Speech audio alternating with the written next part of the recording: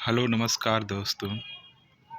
मैं सर्वेश सिंह पटेल आपके लिए लाया हूँ आपके चैनल अपना ग्रुप पे हिंदी साहित्य का इतिहास, जो आपके बोर्ड के सिलेबस में है।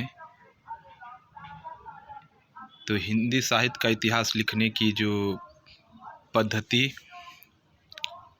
हमारे इतिहासकारों ने प्रस्तुत की है, उसकी एक झलक आपको हम अपने चैनल के माध्यम से दिखाना चाहते हैं।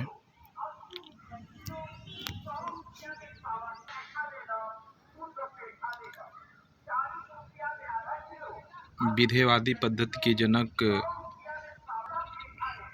मोंतेन जी हैं और हिंदी में विधेयवादी पद्धति के जनक आचार्य रामचंद्र शुक्ल ने किया है। वह है हिंदी साहित्य का प्रथम इतिहास। क्रमशः हिंदी साहित्य का प्रथम इतिहास सर्वप्रथम फ्रेंच विद्वान गार्सा द तासी ने इसका सूत्रपात किया, जिसमें फ्रेंच भाषा में हिंदी का पहला ग्रंथ लिखा गया। उसके बाद हिंदी में हिंदी भाषा का पहला ग्रंथ लिखने वाले शिव सिंह सेगर जी हैं। सच्चे अर्थों में हिंदी साहित्य का प्रथम इतिहासकार जॉर्ज अब्राहम ग्रियर्सन को माना जाता है। अगर पूछेगा आपसे कि सच्चे अर्थों में हिंदी साहित्य का प्रथम इतिहास किसने लिखा है, तो जॉर्ज अब्राहम ग्रियर्सन है। उसी परंपरा को आगे बढ़ाते हुए मिस्र बंधु आते हैं। हिंदी साहित्य इतिहास लेखन में आचार्य रामचंद्र शुक्ल का नाम बहुत उत्कृष्ट है और सर्वोपरि है। उनसे बेहतर कोई इतिहासकार हिंदी साहित्य का इतिहास नहीं लिख पाया। तो वह उनका ग्रंथ हिंदी साहित्य का इतिहास है, जो 1929 में प्रकाशित होता है। ये हिंदी साहित्य के प्रमुख कुछ ग्रंथ हैं जो विद्वानों ने लिखे हैं, जो आपको हम दिखा रहे हैं।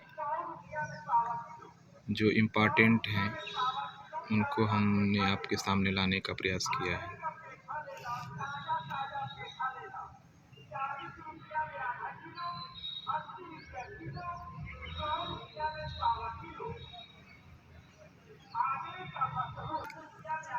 अगले क्रम में गणपत चंद्रगुप्त आते हैं, जो हिंदी साहित्य का वैज्ञानिक इतिहास लिखते हैं। बच्चन जी हैं।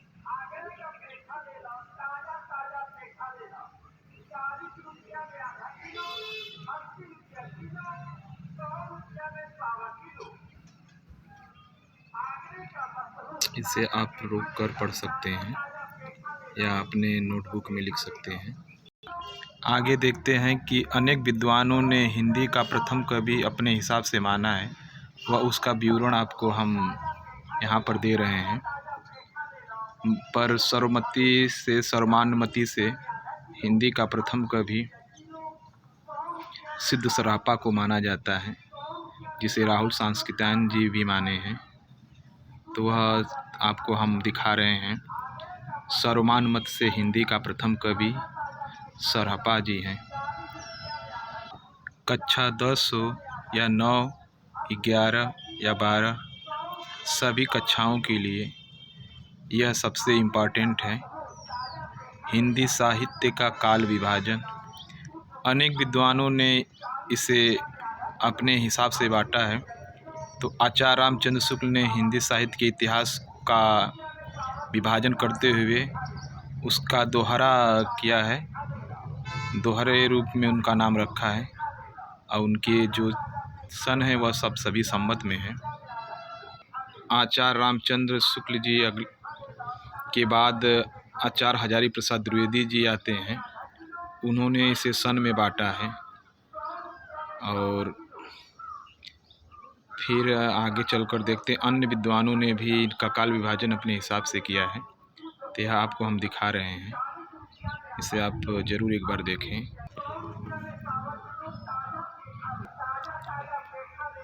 आदिकाल या वीरगाथा काल के प्रमुख नामकरणकर्ता व नाम। अनेक विद्वानों ने इसका अपना अलग अलग नाम दिया है। आचार्य हजारी प्रसाद ने इसे आदिकाल कहा है। तो आदिकाल को आचार्य रामचंद्र शुक्ल ने दोहरा नामकरण करते हुए वीरगाथा काल कहा है। वहीं पे आचार्य महावीर प्रसाद द्विवेदी ने इसे बीज बपन काल कहा है। इसे आप देख लीजिए और अपने नोटबुक पर जरूर इसे उतारें।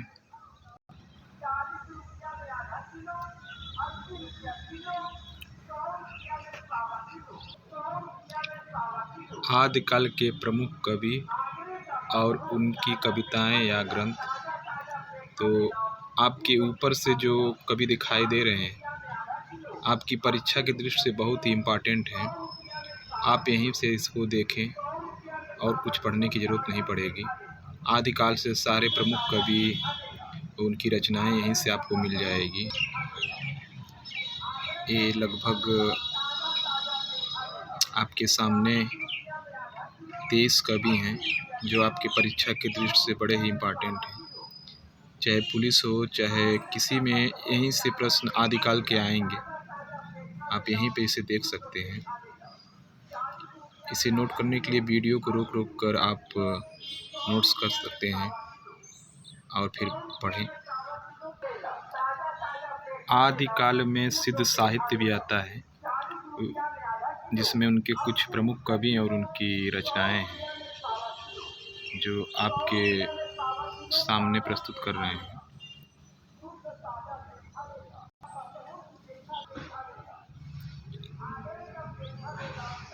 सिद्धों की संख्या 84 थी।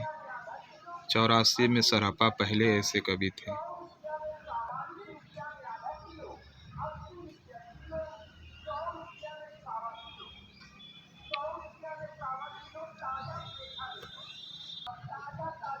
आदिकाल साहित्य के अंतर्गत नाथ साहित्य भी आते हैं।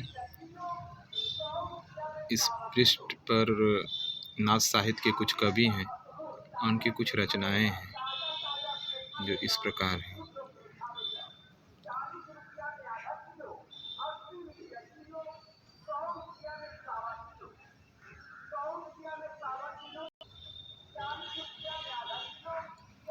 जैन साहित्य भी आदिकाल के अंतर्गत आती है। जैनों की संख्या 24 थी, पर उनके कवि इस प्रकार हैं, जिसमें दीनदत्त सूरी हैं, शालिभद्र सूरी हैं, स्वयंभू हैं, पुष्पदंत हैं, आचार्य देवसेन हैं। देवसेन की जो श्रवकाचार रचना है, जो प्रथम रचना भी मानी जाती है।